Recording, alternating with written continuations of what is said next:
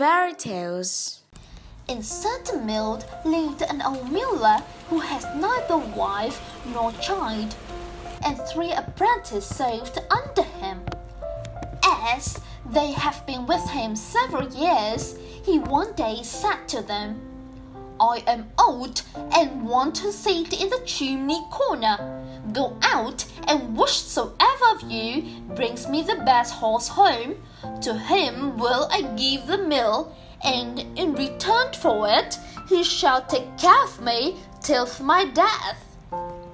The death of the boy was, however, the drudge, who was looked on as foolish by the others. They begrudged the mill to him, and afterwards he would not have it. Then all 3 went out together, and when they came to the village, the 2 said to stupid Hans, "You may just as well stay here. As long as you live, you will never get a horse." Hans, however, went with them. And when it was night, they came to a cave in which they lay down to sleep.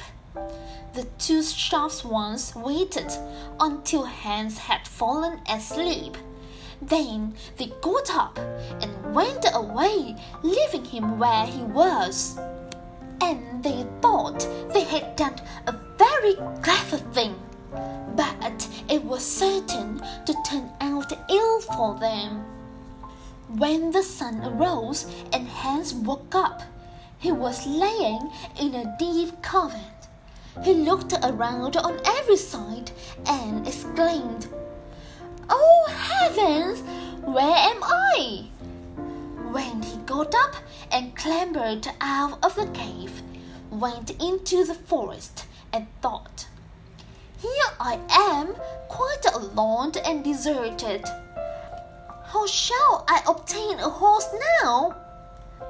While he was thus walking, full of thought, he met a small tabby cat, which said quite kindly, "Hans, where are you going?" "Alice, you cannot help me." "I well know your desire," said the cat. "You wish to have a beautiful horse. Come with me and be my faithful servant for 7 years long, and then I'll give you one more beautiful than any you have ever seen in your whole life." "Well, this is a wonderful cat," thought Hans, "but I am determined to see if she is telling the truth." So she took him with her into her enchanted castle, when there were nothing but cats who were her servants. They lived nimbly upstairs and downstairs, and were merry and happy. In the evening, when they sat down to dinner, 3 of them had to make music. One played the bassoon, the other the fiddle, and the 3rd blew the trumpet to his lips and blew out his cheeks as much as he possibly could. When they had dined, the table was carried away, and the cat said, "Now, Hans, come and dance with me." "No," said he, "I won't dance with a fussy cat. I had never done that yet."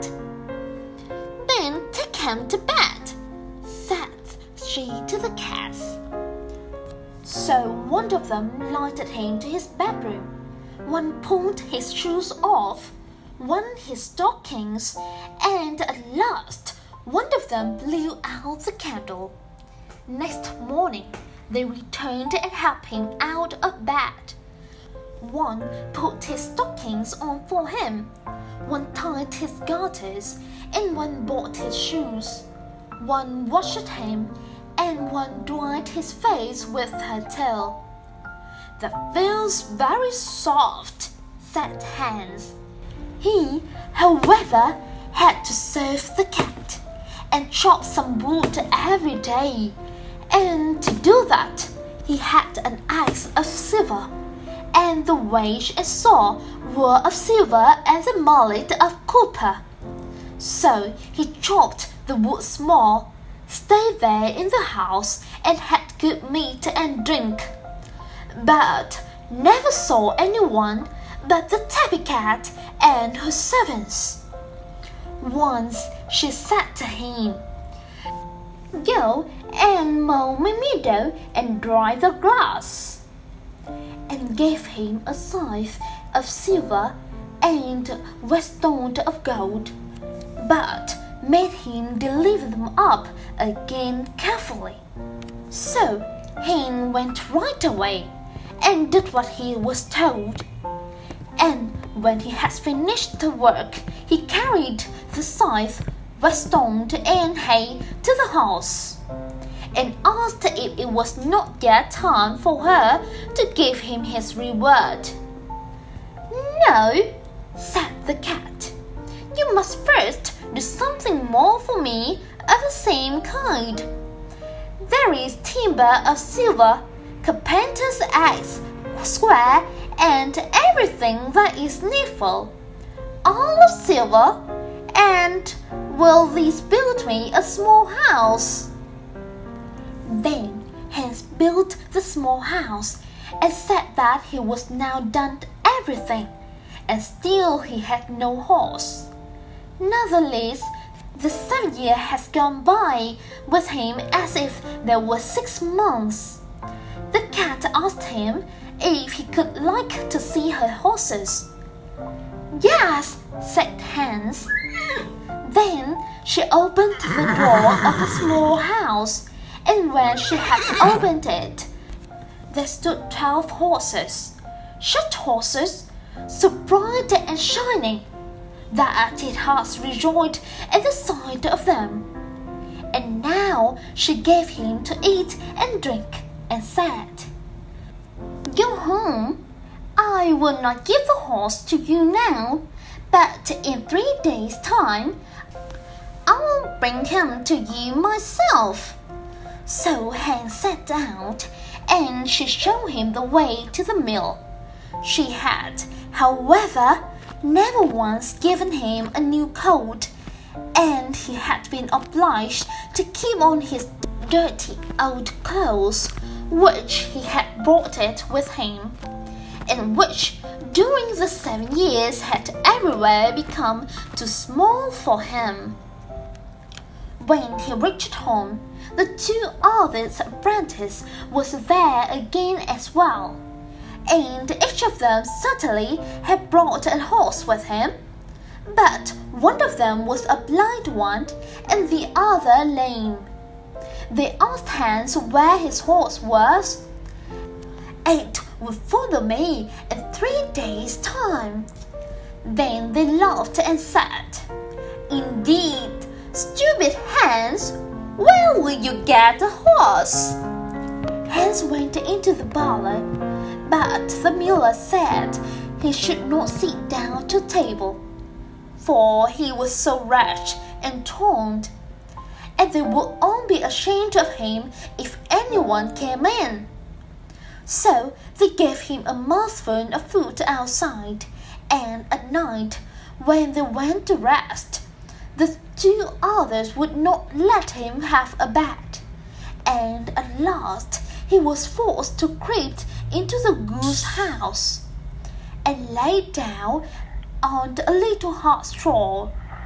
In the morning, when he awoke, the 3 days had passed, and a colt came with 6 horses, and they shone so bright, and it was delightful to see them. And a servant brought a 7th as well, which were for the poor miller's boy. And a magnificent princess alighted from the colt and went into the mill. And this princess was a little tabby cat, whom poor Hans had saved for 7 years. She asked the miller where the miller's boy was. Then the miller said, "We cannot have him here in the mill, for he is so rushed. He is lying in the goose house." Then the king's daughter said that they would bring him immediately. So they brought him out, and he had to hold his little clothes together to cover himself. The servants unpacked the splendid garments and washed him and dressed him. And when that was done, no king could have looked more handsome. Then the maiden desired to see the horses which the other apprentices had brought home with them, and one of them was blind and the other lame. So she ordered the servant to bring the seventh horse. And when the miller saw it, he said that such a horse as that had never yet entered his yard, and that these for the third miller boys, said she. Then he must have the mill, said the miller. But the king's daughter said that the horse was there, and that he was to keep his mill as well, and took her faithful hands to set him in the coach, and drove away with him. They first drove to the little house which he had built with the silver tools, and behold, it was a great castle, and everything inside it was of silver and gold. And then she married him, and he was rich, so rich that he had enough for all the rest of his life. After this, let no one ever say that anyone who is silly can never become a person of importance.